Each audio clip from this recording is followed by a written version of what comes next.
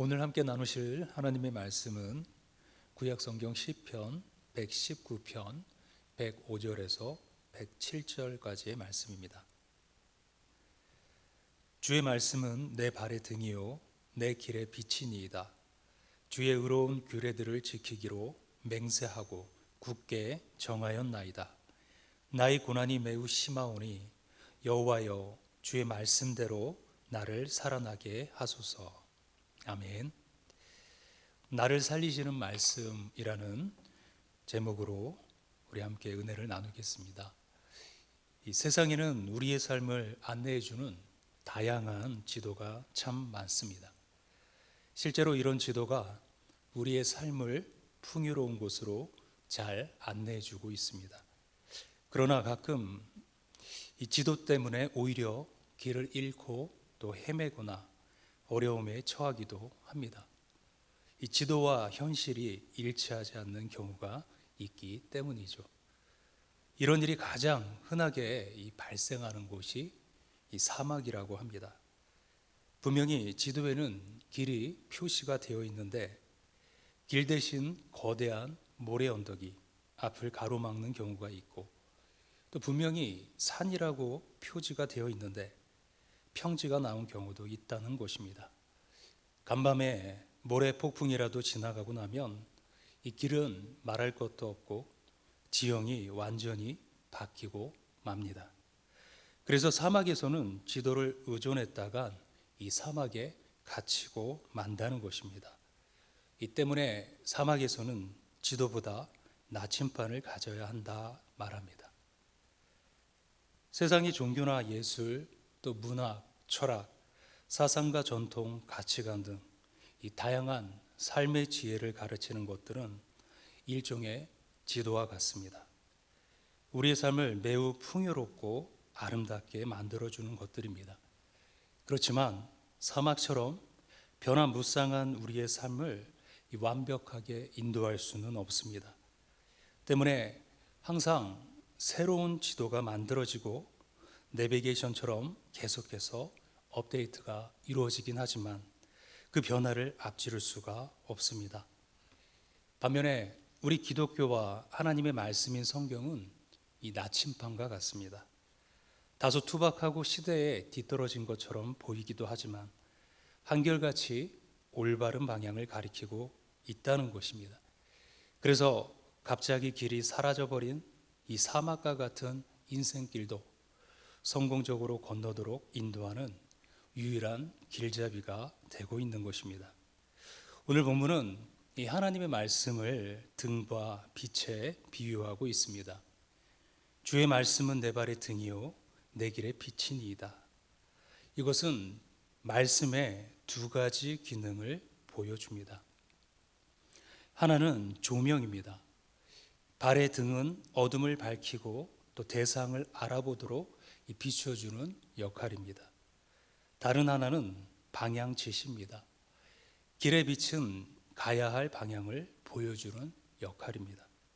어디가 올바른 길인지 또 어느 길로 가야 올바른 이 목적지에 도달할 수 있는지를 보여주고 가르쳐 줍니다. 그리고 안전하게 도달하도록 이끌어 줍니다. 이 시간에는 이 점을 중점적으로 생각해 보려고 합니다. 나침반처럼 우리의 삶에 이 올바른 방향과 목표를 제시해 주는 내 길의 빛은 주님의 말씀입니다. 이것은 말씀을 뜻하는 이 히브리어 두 단어에 이미 잘 드러나고 있습니다.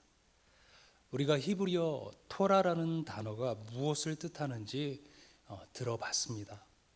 이 토라를 흔히 율법으로 번역하여서 좁게는 유대교의 모든 율법적 또 윤리적 기반이 되고 있는 모세오경을 뜻하는 말로 사용합니다. 또 넓게는 구약 성경 전체를 뜻하는 말로 사용하기도 합니다. 하지만 이 토라를 율법으로 번역한 것이 너무 제한적이라고 해서 학계에서는 원어를 그대로 사용합니다. 사실 이 토라는 야라라는 히브리어 동사에서 왔습니다.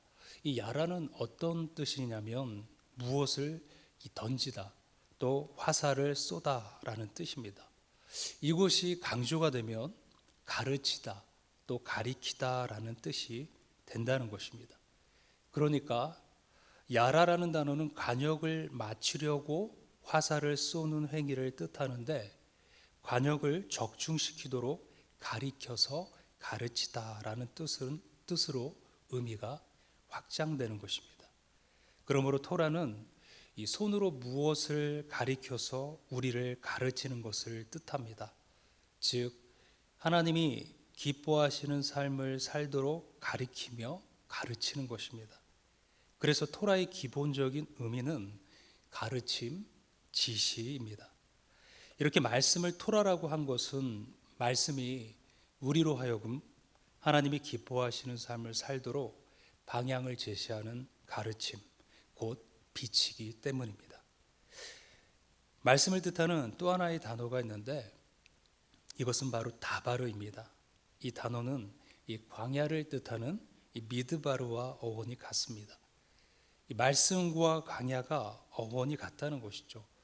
그러므로 광야는 첫 번째로 하나님이 말씀하신 것, 두 번째로 하나님의 말씀이 들려지는 것, 그리고 하나님의 말씀의 권세가 임하는 곳이다라는 뜻입니다. 그래서 하나님께서 임재하시는 상징인 이 성막의 지성소도 이 어원이 같습니다. 광야는 모든 생존 조건이 차단된 곳이죠. 먹을 음식도, 또 마실 물도, 쉴 만한 그늘도, 나가야 할 길도 없는 곳이 바로 광야란 곳입니다. 이런 의미에서 광야는 우리의 인생을 반영하고 있습니다. 그런데 바로 그곳에서 하나님이 말씀하시고 또 하나님의 말씀이 들려지고 하나님께서 말씀의 권세로 임하신다는 곳입니다. 그곳에 갇혀 있는 인생에게 나아가야 할 방향과 길을 제시하고 가르치시기 위해서입니다. 그래서 이 말씀 안에는 내가 누구인지, 또 어디서 와서 어디로 가는지, 왜 살아야 하는지, 무엇을 위해 살 것인지, 또 어떻게 살 것인지에 대한 인생의 궁극적인 문제에 대한 해답이 있습니다. 그리고 그것을 끊임없이 제시하고 있습니다. 이런 의미에서 본문의 시편 기자는 하나님의 말씀을 내 발의 등이요 내 길의 빛이다 라고 고백한 것입니다. 삶에 대한 올바른 목표와 방향 제시가 여기에 다 있기 때문입니다.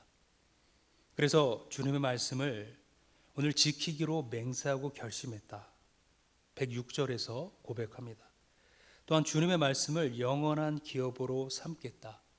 그리고 주님의 말씀을 영원히 행하기에 마음을 단단히 이 말씀에 붙들어 맸다라고 111절과 12절에서 고백합니다. 하나님의 말씀인 성경이 중요한 이유가 바로 여기에 있습니다. 그리고 우리는 이와 같은 이 말씀의 중요성과 가치를 알아야 하는 것입니다. 빌 게이츠는 이 속도의 중요성을 강조하면서 이렇게 이야기했습니다. 과거는 큰 것이 작은 것을 잡아먹었으나 우리 시대는 빠른 것이 느린 것을 잡아먹는 시대다. 물론 경쟁사회에서 빠른 사람이 유리한 조건을 선점할 수 있습니다. 그래서 특히 첨단 산업 분야에서 이 속도 경쟁이 치열한 것이죠. 그렇지만 삶은 다르다는 것입니다. 삶에서는 속도보다 방향이 더 중요합니다. 방향이 잘못되면 빠를수록 바로 그것이 재앙이 될 수 있습니다. 비근한 예로 우리가 잘 아는 토끼와 거북이라는 이야기에서 이 빠른 토끼가 느린 거북이에게 이 경주에서 진 이유가 즉 이 방향, 목표 때문이라는 것입니다. 토끼의 목표는 거북이에게 있었고 거북이의 목표는 이 결승점에 있었다는 것입니다. 그래서 토끼는 거북이만 바라보며 최선을 다하지 않았고 거북이는 결승점을 향해 최선을 다해 기어갔습니다. 결국 거북이가 토끼를 이겼습니다.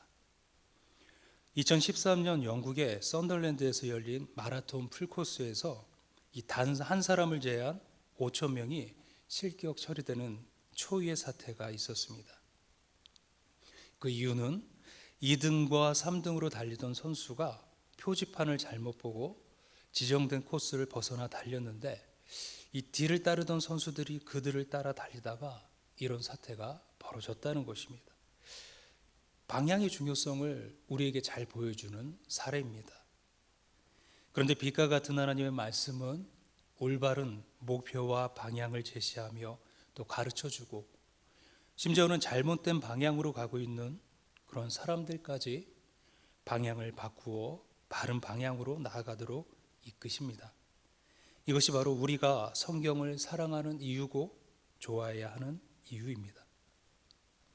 이 미국 역사상 가장 감사장을 많이 받은 데일 로저스라는 분이 계십니다. 그분은 녹음 예술, 텔레비전, 또 영화에서 상당한 성공을 거두어 좋은 일을 많이 했습니다. 특히 고아나 정신박애와 같은 버림받은 이 어린이들을 돕기 위해 많은 자선 모금 행사를 했습니다. 보통 사람 같으면 50번도 어려운데 무려 5,000번이나 되는 자선 행사를 열어서 감사장을 제일 많이 받았다는 것이죠. 그런데 그분이 다음과 같은 고백을 합니다. 나는 마약에도 빠졌었고 또 인생의 밑바닥까지 떨어졌었습니다. 버림받은 인간, 쓸모없는 인간이었습니다. 그런데 성경을 읽기 시작하고부터 나의 인생이 새로워졌습니다. 성경 속의 인물은 어려울 때 하나님 앞에 기도하고 또 신앙으로 위기를 극복한 사람들이었습니다. 그래서 나도 그들처럼 어려울 때 말씀을 읽고 또 하나님께 기도하여 새로운 삶을 살게 되었습니다. 여러분도 어려울 때는 반드시 성경을 읽으세요. 그리고 예수 그리스도를 통해서 도움을 받으시기 바랍니다. 한마디로 말씀이 그녀의 인생길의 빛이 되었다라는 고백입니다. 마치 더듬이를 잃은 곤충처럼 마약에 중독이 되어 삶의 방향을 잃고 버림받은 인간, 쓸모없는 인간이었는데 말씀을 통해 삶의 올바른 방향을 잡아 새로운 삶을 살게 되었다는 것입니다. 감사장을 가장 많이 받은 사람, 다른 사람을 유익하게 한 유익한 사람이 되었습니다. 하나님의 말씀을 통해 이와 같은 놀라운 인생 역전을 경험하게 된 것입니다. 이와 같은 은혜는 특별한 사람들의 존재물이 아닙니다. 정말 하나님의 말씀을 가까이 하는 사람이면 누구나 경험할 수 있는 보편적인 은혜인 것입니다.